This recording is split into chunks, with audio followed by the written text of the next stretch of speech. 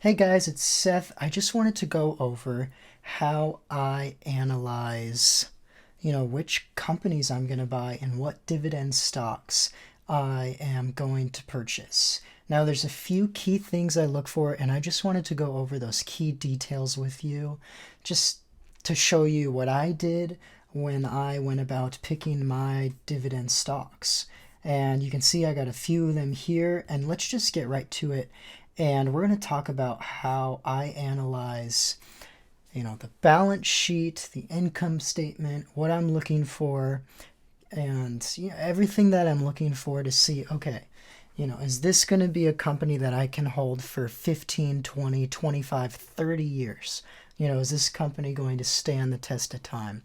And, this is more kind of a beginner video here. I'm not going to go too deep into it, but this is just a good place to start, and it's kind of where I started and what I look for. So let's just get right into it, and let's go to how to analyze these balance sheets. So I'll put links to these in the video below, but the first company that we're going to look at is, everyone knows it, Johnson & Johnson. So the first thing that we look for, and that Warren Buffett says is, the best holding period for a stock is forever, right? So that's kind of what we're going for here. And, these are all kind of Buffett's rules as well. This is what Warren Buffett talks about. And the first thing that he talks about is having a 40% gross margin. So what is gross margin? Well, let's just Google it real quick. Gross margin is the net sales minus the cost of goods sold. And you're probably wondering, well, what the heck is that? Well, I'll just show you the numbers so you can see. So we want a 40% gross margin. So in Yahoo Finance, type in the company that you want. We'll go to J&J. Okay, and we're going to go to financials. Once you click on the financials, it's going to have the income statement right here. And what we're going to do is we're going to have this total revenue here and gross profit. We're just going to be looking at these two numbers, and we want 40% margin. So what that means is, let's take 40% of 96 billion, and that's what this is, guys. This is 96 billion. This right here would be 90 million. Okay, so this is 96 billion. Okay, that's what we're looking at here. So let's just ask Siri. Hey Siri, what is 40% of 96 billion? And 40% of 96 billion, guys, is 38 billion. So you can see this is nearly double. This is at 64 billion, which is insane, right? So right off the bat, we can see this is great. And we can also see an increase in total revenue over time slowly. And also we see an increase in gross profit over time, right? We're reading it from right to left. So that's one thing that we look for. The other thing that we're looking for, based off of Warren Buffett, and this is his rules, is we're looking for a 20% net margin, right? So let's go to what is net margin, okay? And net margin is how much net income or profit is generated, right, as a percentage of revenue. So let's go to net margin. And what we're looking for first is we're looking for the net income. So on here, we're going to go down to this net income common stockhold area. And here's our net income, right? So one thing that we're going to want to see, guys, also is a steady increase in net income, which we are seeing here from Johnson & Johnson. But we're looking for a 20% margin here. So let's find out. Hey Siri, what is 20% of 96 billion? So 20% of 96 billion is 19.2. So we are right here, guys. So that's exactly what we're looking for. So now let's go over to the balance sheet, right? And in this balance sheet, we want to see a slow, steady increase in total assets, which we see, okay? But one thing that we're going to want to look for is we're going to want to look at the long-term debt. So let's go over here to the long-term debt. One sec. Where's this long-term debt? Sorry, guys, bear with me for a sec. I am trying to figure out this.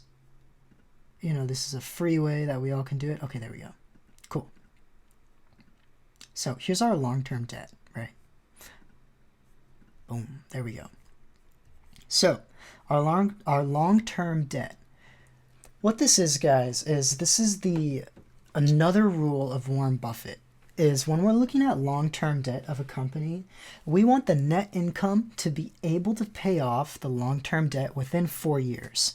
So if you remember what our net income was, it was 19 billion. So let's just go to our net income one more time.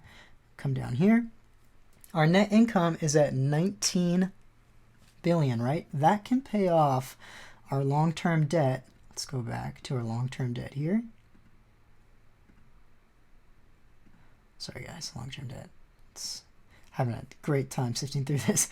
So you'll see that net income can pay off the long-term debt in 4 years, right? Which is another one of Warren Buffett's rules. So that's something that, we are looking for, guys. We're looking for a slow and steady increase in total assets.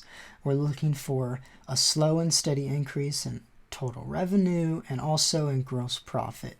And we're looking for a 40% gross margin, a 20% net margin, and we want to make sure our net income can pay off the long-term debt in about 4 years. Guys, this is what Warren Buffett talks about in reading and analyzing balance sheets and income statements. So now, and we can go over cash flow later, but this is just kind of the basics of what we're going at. Now let's take a look at the payout ratio, right? There's a few things that we're going to want to look at here. And guys, this is Simply Safe Dividends. You can actually sign up for a free trial. It doesn't cost you anything. So you guys, that's what I'm doing, and you guys can definitely try that out. But let's not really pay attention to this yield right here, guys. What we want to look at is we want to look at a few things. We want to look at the dividend growth rate, okay? So the first thing, the last 5 years, the dividend growth rate is at 6%. At a rule of thumb, we want this to be at about 5% or higher, okay? And you can see in the last 20 years, it's almost at 10%, which is great. And we also want a low payout ratio, right? Oh, sorry, guys, that is what I'm recording on, Logic. But we want a low payout ratio, right, which is 44%. So that means, let's just go out to, what is payout ratio?